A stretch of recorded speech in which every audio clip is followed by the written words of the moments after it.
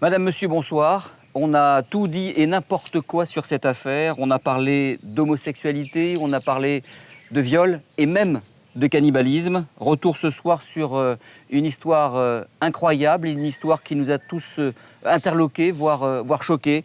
L'affaire Stéphane Ramin, du nom de ce jeune touriste allemand disparu aux Marquises. Il y a 5 mois, le 17 mai, l'auteur des faits, Arihano Ahiti, était condamné à 28 ans de prison pour meurtre, agression sexuelle et crémation. Il purge actuellement sa peine juste derrière moi, dans la prison de Noutania. Une condamnation qui met fin à une terrible histoire qui avait commencé le 9 octobre 2011 quand un jeune couple allemand décide de jeter l'ancre dans une belle baie de Nukuhiva. Tout de suite, l'enquête de Pierre-Emmanuel Garot. Il revient sur des faits exclusifs, les images de la reconstitution et l'interview de l'ami de Stéphane Ramin, Elke Dorsch. Regardez cette enquête, elle est signée Pierre-Emmanuel Garot.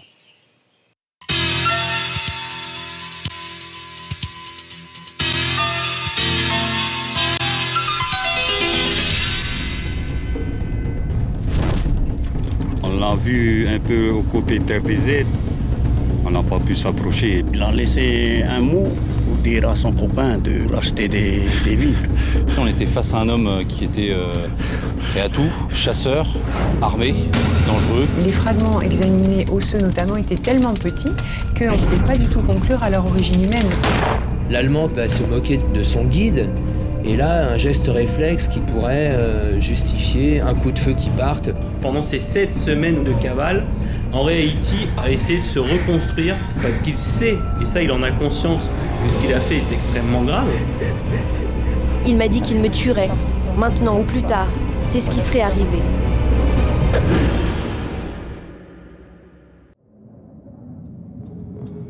Dimanche 9 octobre 2011. La nuit tombe dans la vallée de Hakawi, sur l'île de Nukuhiva.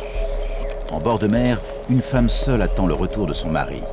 Elle a quitté précipitamment son bateau. Je n'ai pas eu peur tout de suite, seulement au moment où l'homme est venu au bateau pour me dire que Stéphane était blessé et que je devais l'aider. Elle est inquiète car on vient de lui apprendre qu'elle doit porter secours à son conjoint. Un marquisien fait irruption sur la plage et feint la surprise en ne trouvant pas celui qu'il a décrit dans un état grave. Je ne pensais vraiment qu'à Stéphane blessé, je le voyais perdant du sang. Et pour moi, c'était clair, il fallait y aller rapidement. Et je pensais que je retrouverais Stéphane sur la plage. Il faudrait peut-être appeler des secours. Je ne pensais pas qu'il mentait au sujet de Stéphane. C'est l'instinct de survie qui parle. Elle a compris qu'elle risque de mourir, ce qui n'est pas faux, puisqu'Henri Haïti dit qu'il est retourné pour la tuer, et elle essaye par tout moyen de retarder cette échéance. La jeune femme veut s'enfuir, mais elle est mise en joue avec un fusil de chasse. Après de vaines explications, la touriste empoigne le canon du fusil avant d'être maîtrisée au sol. Ça s'est passé en un moment. Je me suis demandé pourquoi. Tout ça avait l'air tellement irréel. On voit dans le dossier qu'elle était très courageuse, elle se saisit de l'arme, elle a eu le courage de se détacher, de partir en courant. Ligotée, les mains dans le dos, elle est alors agressée sexuellement. Je ne sais plus trop ce qu'il s'est passé pendant de longues minutes. Il me parlait, et puis il m'a attaché à un arbre. Et il m'a dit qu'il allait chercher de l'argent sur le bateau. Et c'est elle qui va dire à Henri Haïti, j'ai de l'argent sur le bateau, si tu veux de l'argent, viens, on va sur le bateau. Si tu veux du sexe, viens, on va sur le bateau. Lui ne demande pas ça. Alors que son agresseur s'éloigne, elle tente le tout pour rejoindre le catamaran de ses amis. Il est reparti et j'ai essayé de me libérer. Il est revenu, il m'a rattaché et il est parti à nouveau. Je voulais vivre, je me suis détachée. Dans cet instinct de survie, elle s'est dit ma seule chance de m'en sortir, c'est qu'on retourne sur le bateau, que je gagne un peu de temps. Elke Dorsch et Stéphane Ramin. Le couple d'Allemands fait le tour du monde sur un voilier, le Bajou. Il a atteint les Marquises le mois précédent et vient de passer 6 semaines à Fatuhiva. Et l'escale à Nukuhiva va durer plus longtemps que prévu. Ce n'était pas prévu. Nous avions une pièce à réparer et nous étions fascinés par la nature et la culture. C'était un peu le paradis. Les gens étaient très amicaux et nous aimions beaucoup les sports nautiques, les activités liées à la mer. Tout était super.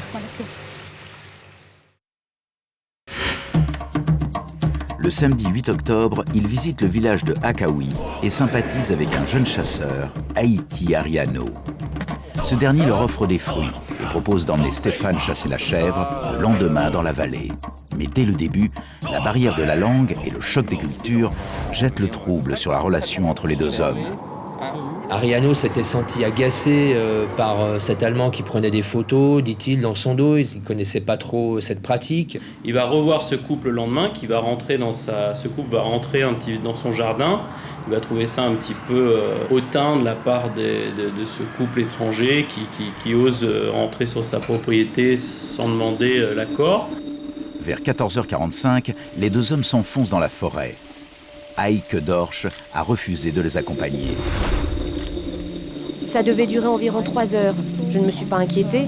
C'était assez typique avec Stéphane qu'il parte un moment. Il passait sûrement un bon moment. Et il fallait s'occuper de la chèvre et peut-être qu'il n'avait pas eu de chèvre tout de suite. Et malgré que la nuit commence à tomber, il suffisait de faire un feu. Haïti se voit alors offrir de l'alcool, 2 flacons de whisky. Après quelques gorgées, il se sent mal et donne son fusil à Stéphane. C'est sa version des faits. Le troc, un petit peu, c'est tu m'emmènes à la chasse et je t'offre 2 bouteilles d'alcool et puis quelques présents à côté pour te dédommager. Il s'est senti assez rapidement fatigué, des fourmillements dans les jambes, il commençait à perdre un peu ses forces. Et va y avoir cette altercation à la cascade. Selon ses déclarations, le touriste allemand l'aurait menacé de son arme, attaché par les pieds, puis violé. Stéphane Ramin aurait également menacé de le tuer en indiquant avoir déjà abattu un homme à Fatouiva. Quand il nous dit comment ça s'est déroulé, de quelle manière il a été attaché à une branche, alors que c'est un gaillard qui fait une centaine de kilos à l'époque, on a du mal à imaginer qu'un petit bonhomme de 75 kilos, même si effectivement on peut penser qu'il pouvait être musclé, etc., ait réussi à vaincre la force de ce Haïto. Alors que Henri Haïti est mal en point, il va donner le fusil à Stéphane Ramin, et Stéphane Ramin en fait va le menacer avec le fusil, lui demander de se mettre par terre. Il va l'attacher, d'abord avec les mains dans le dos. Haïti se serait ensuite endormi avant de se réveiller dans la soirée. Le marquisien affirme avoir réussi à attraper son fusil de chasse. Il le met en joue et tire une première fois en l'air après lui avoir demandé pourquoi il l'avait violé. Ça va pas ou quoi? Qu'est-ce que tu racontes là? Il va un petit peu perdre connaissance quelques instants et quand il se réveille, il est donc à côté du feu et il voit Stéphane Ramin un peu plus haut. Il se saisit du fusil, il braque Stéphane Ramin. Il veut nous faire croire effectivement que ça s'est passé d'une certaine manière, qu'il y a eu sodomie et que sa réaction est proportionnée à cet acte sexuel. Comme son premier coup de feu n'impressionne pas l'Allemand, il indique lui avoir tiré droit dans la tête, au niveau de l'œil. Stéphane serait alors tombé en arrière et aurait roulé dans le feu qu'il avait allumé. Aïk Dorsch est enfin parvenu au bateau de ses amis.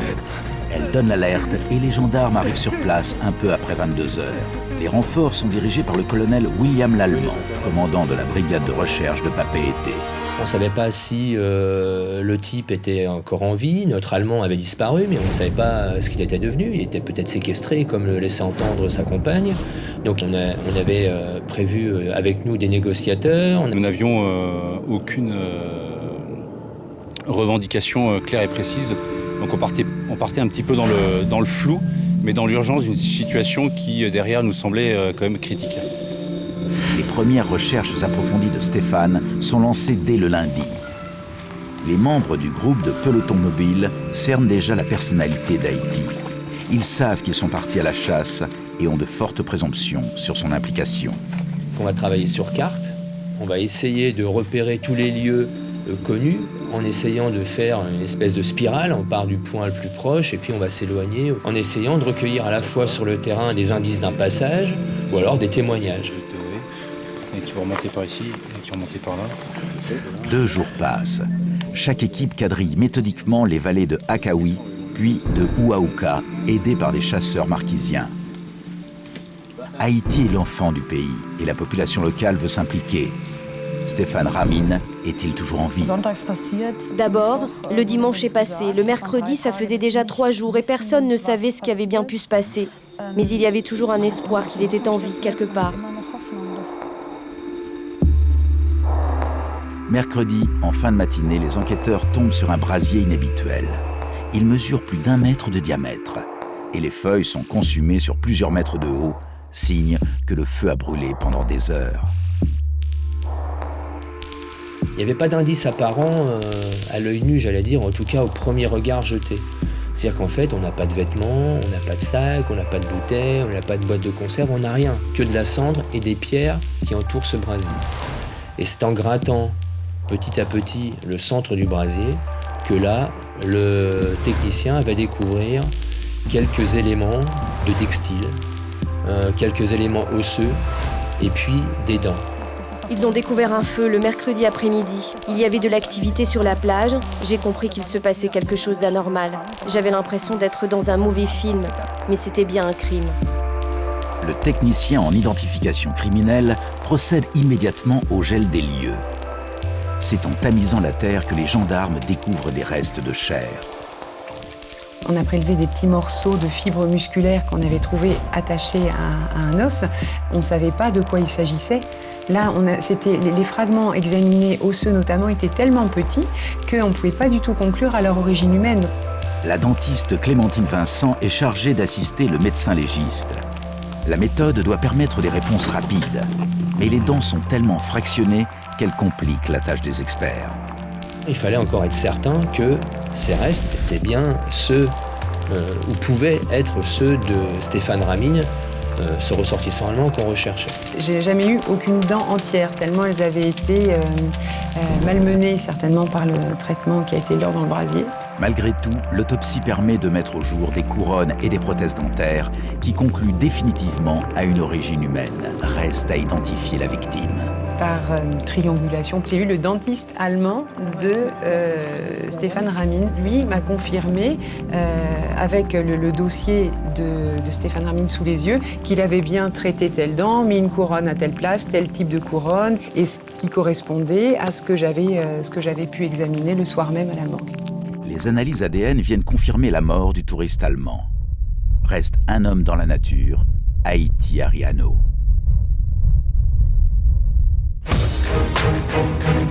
Et il a au moins 48 heures d'avance sur ses poursuivants. Nous étions effectivement au plus fort une trentaine ou 35 personnels à rechercher Ariano, mais c'était un petit peu courir derrière quelqu'un, et lorsqu'on découvrait des indices, bien entendu, on était toujours un petit peu en retard. Après 3 jours de recherche éparses dans les 3 baies et dans la vallée, donc on se fait rapatrier sur la ville de Nukuiva, où là, aidé de la population, on va donc mettre une pression sur le terrain afin d'essayer de nous rapprocher au plus près du marquisien afin d'essayer de l'attraper.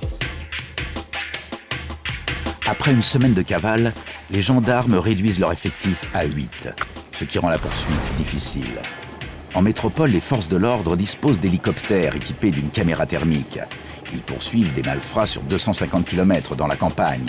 Et l'appareil est capable de localiser un lapin dans un champ à 3 km de distance. Mais à Nukuiva, ces militaires ne peuvent compter que sur leur instinct. On l'a même vu son ombre dans l'œil de mire, si j'allais dire, de nos armes à un moment donné. L'idée, c'était bien entendu d'éviter un usage des armes, parce que c'était la crainte, c'était ma crainte. L'idée, c'était pas d'arriver à nos fins par tous les moyens. La fois où on l'a vu et où on l'a laissé finalement partir, c'est que il y avait pas le niveau de sécurité nécessaire, ni pour lui ni pour nous, pour pouvoir assurer son interpellation dans de bonnes conditions. La traque va durer 7 semaines. L'étau se resserre car le chasseur n'a plus de munitions pour se nourrir. Ses poursuivants changent de stratégie. Pendant ces 7 semaines ou ces 8 semaines de cavale, Henri Haïti a quelque part a essayé de se reconstruire, se construire une histoire pour pouvoir lui-même être capable ensuite de se reconstruire mentalement. Parce qu'il sait qu'il a tué un homme, parce qu'il sait, et ça il en a conscience, que ce qu'il a fait est extrêmement grave. Les planques qui étaient conduites n'avaient pas abouti, on ne l'avait pas vu. Mais on savait qu'il se rapprochait du village. Pourquoi? Parce qu'il avait déjà commencé à entretenir un certain nombre de contacts avec des parents. Au dernier moment, nous avons appris qu'il s'était rendu au domicile familial. Et c'est sur la pression de son père qu'il s'est rendu à la gendarmerie locale. Le 28 novembre 2011, c'est aussi la fin de terribles rumeurs de cannibalisme autour de ce que la presse internationale a appelé l'affaire Haïti. Je ne sais pas pourquoi ça a pris de telles proportions, pourquoi une certaine presse a raconté cela. Et pas seulement en Allemagne, dans le monde entier. Pourquoi cette affaire a pris de telles proportions dans la presse? Je ne sais pas. Il a dû y avoir plusieurs facteurs. Un beau jeune homme, une histoire d'amour, les mers du Sud. Les gens rêvent de ça, ça donnait du rêve. Mais je ne sais pas pourquoi. Il a vu son fils partir encadré par 2 gendarmes, mais non menotté. Joseph Haïti a bien demandé à son fils de se livrer, ici même. Mais il croit que celui-ci a agi en état de légitime défense. C'est pas bon de violer un garçon comme ça chez nous, à Hakaou. C'est pas bon. Moi, je suis pas content, parce que mon fils, il a dit la vérité. Les enquêteurs s'aperçoivent très vite que les auditions de Haïke et de Haïti sont assez cohérentes. Moi, je sais, les femmes, il a trop menti, beaucoup parlé. Menacé avec le fusil de chasse, menacé avec les pistolets. Après, maintenant, mon fils, il veut les choux, l'argent. Alors que près d'1 mois et demi se sont écoulés, le colonel Lallemand souhaite reconstituer la scène très rapidement pour savoir ce qui a pu se passer. Sur ces photos, Haïti apparaît très amaigri. On avait la certitude qu'on était bien sur le bon auteur des faits. C'était bien Ariano qui avait commis à la fois l'agression sexuelle sur la ressortissante allemande et l'homicide sur Stéphane Ramin. Placé en garde à vue prolongée, le marquisien maintient sa version des faits. Il les conduit là où il a attaché la touriste allemande et jusqu'au lieu du brasier. Mais a-t-il vraiment été victime d'une quelconque agression? Juste avant de partir, il souhaite parler de nouveau à l'enquêteur qui s'occupait de lui pendant les 48 heures de garde à vue et lui dit à ce moment-là, voilà, cet Allemand effectivement a été agressif envers moi. En revanche, voilà, c'est faux, il ne m'a pas agressé sexuellement, il ne m'a pas sodomisé. En 5 minutes, vous avez quelqu'un qui est simplement fatigué et qui a bien compris qu'on ne le laisserait pas tranquille tant qu'il n'aurait pas dit ce que les gendarmes avaient envie d'entendre. Le mardi 24 avril 2012 a lieu la reconstitution judiciaire.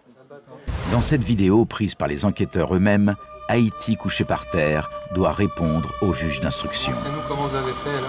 On ne peut pas casser la ficelle. Le magistrat correspond avec le prévenu grâce à un interprète. Difficile dans ces conditions de pouvoir confronter et vérifier ses déclarations avec les constatations matérielles réalisées sur place. Faites le geste de ce que vous avez fait ensuite. Comme ça, stop. Alors voilà, photo.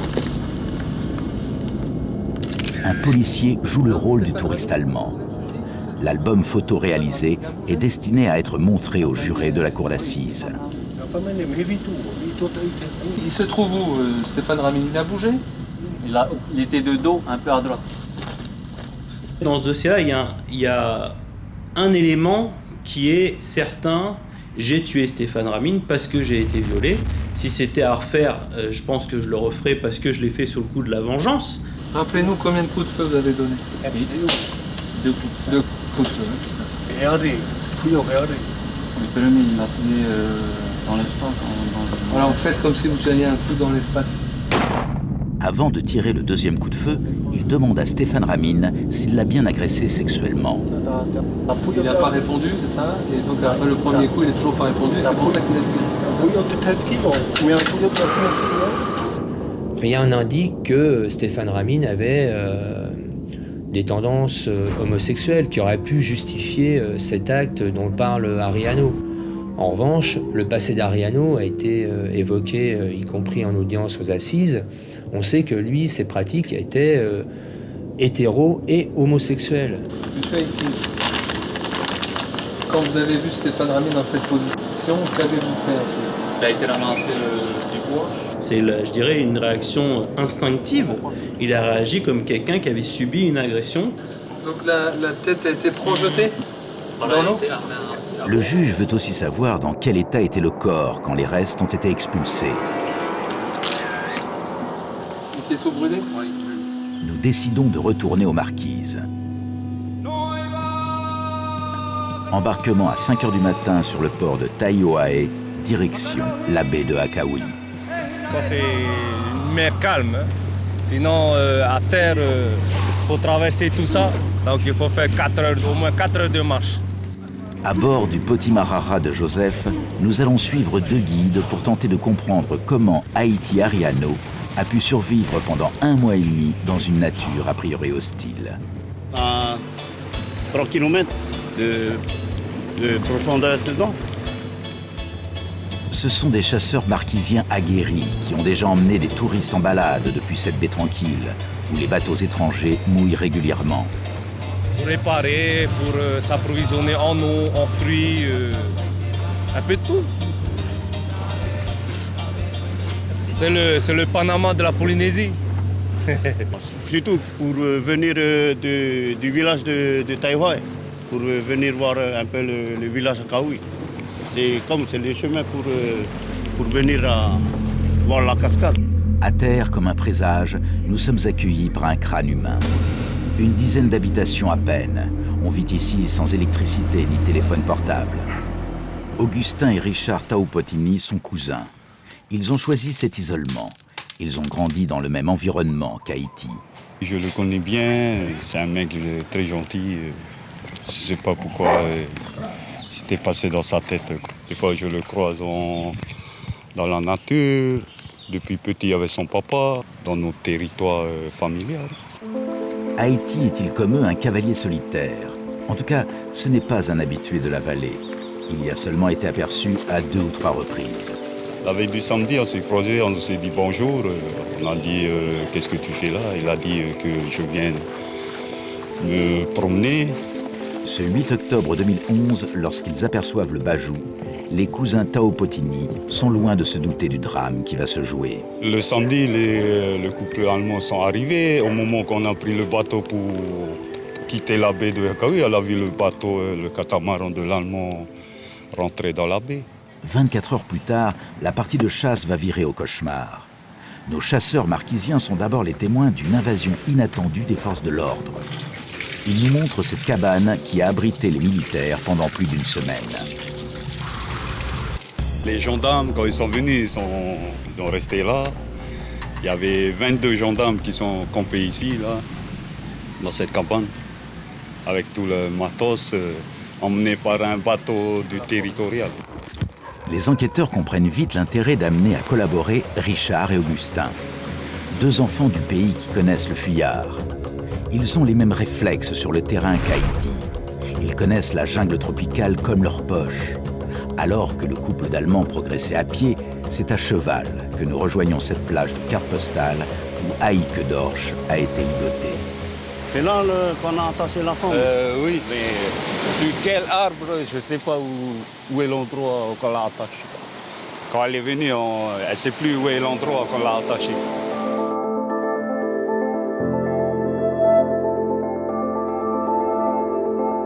L'île de Nuku'iva s'étend sur une superficie de 387 km². Et le territoire des Taupotini comprend à lui seul une centaine d'hectares. C'est notre garde-manger, là. Une quarantaine de bovins broutent paisiblement au milieu d'une forêt d'acacias où nous devons cheminer à pied. L'accès est difficile. À cet instant, la cascade est encore à 2 heures de marche. C'est à peu près ce qu'il reste à vivre aux touristes allemands. Nous arrivons enfin sur les lieux du drame. Haïti, en plus, on ne voit plus rien.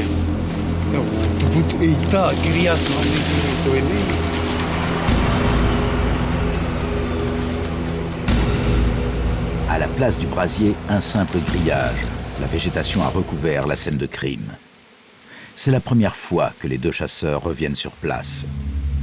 Ça remet encore les souvenirs de ce drame. Je ressens encore, comme la dernière fois qu'on est venu avec les gendarmes, qu'il y avait un mort, comme c'est la première fois qu'on voit une personne tuée. La Bresse, l'endroit qu'on a vu la Bresse, c'est tout de suite qu'on sait que c'est là l'endroit qu'on a tué l'Allemand. Pourquoi deux compagnons d'armes d'Haïti ont-ils accepté de livrer les secrets de la plus grande île des Marquises aux gendarmes? Sont-ils considérés comme des traîtres aux yeux du reste du village? Comme presque tous les jours, on vient pour voir les bétails. On ne veut pas qu'il y ait un truc qui se passe là sans aider les gendarmes. C'est sur notre territoire. On a fait, premier jour, on n'a pas trouvé, on a trouvé un peu quelques indices. Le tricot d'Henri, une lampe, les crosses de l'Allemand. Et là, le deuxième jour, on a ratissé cette vallée Wauka. On a mis peut-être 4 heures, c'est là qu'on a retrouvé le brasier avec Henri. En échange de leur aide, les deux cousins avouent que les enquêteurs leur auraient simplement promis de leur offrir des treillis militaires. Mais tout cela n'explique pas comment un homme de 31 ans a pu survivre au milieu de ces pics de basalte dominés par le mont Tekao à 1224 mètres d'altitude. La chèvre, tu peux manger cru comme ça. Le bœuf, tu peux manger comme ça. Le cochon, c'est pas le même. Mais pour les fouillards, ils mangent cru, tout, quoi. Sinon, tu vas au côté front de mer, tu vas pêcher les crabes, les mamans, poissons, pour manger cru. C'est le seul moyen pour survivre. Premier élément, les premières semaines, Haïti disposait encore de munitions en quantité suffisante pour pouvoir abattre des animaux sauvages. Pour manger cru ou chasser au soleil. Sinon, on voit le fumer. Avec ces précautions, le fuyard avait un second atout. Il connaissait les endroits où l'eau était relativement potable. En pleine saison humide, le ruisseau proche du brasier est à sec. Mais en octobre 2011, il coulait à flot. Il y a un certain endroit, comme on dit, la terre déserte. Tu évites à boire de l'eau, tu ne sais pas s'il y a un animal mort. Tu as peur aussi pour la maladie du lepto. Haïti n'a pas attrapé la leptospirose. Mais un homme de 90 kilos aux abois a besoin de brûler 3000 calories par jour pour pouvoir courir et échapper à ses poursuivants. On peut survivre avec... Il y a les cocos, sinon il y a des fruits comme goyave, bananes, pistachiers, les mangues sauvages. Il y a plein aussi de mangues sauvages dans la nature. Jusqu'à début novembre 2011, le fuyard va aussi s'abriter dans des cabanes comme celle-ci, où il écrit des messages à ses amis pour leur demander de le ravitailler. Et il a laissé un mot comme quoi pour dire à son copain d'acheter sa nourriture. Il a laissé un peu 3000 francs pour acheter des vivres. Malgré tout, comme ces images le montrent, c'est un homme fortement amaigri et à bout de force qui se rend aux gendarmes quelques jours après le 28 novembre 2011. Haïti Ariano a été jugé en mai 2014 et reconnu coupable du meurtre du touriste allemand. Coupable aussi de l'agression sexuelle et la séquestration de sa compagne, Heike Dorsch. Il a été condamné à 28 ans de réclusion criminelle, assorti d'une période de sûreté de 18 ans.